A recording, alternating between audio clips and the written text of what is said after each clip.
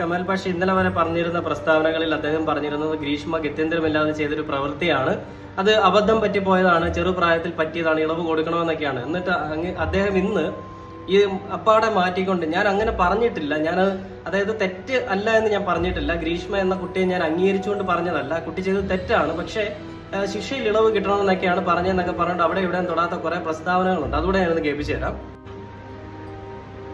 ഷാരോൺ വധക്കേസിനെ സംബന്ധിച്ച് ഒരു 2 വാക്ക്.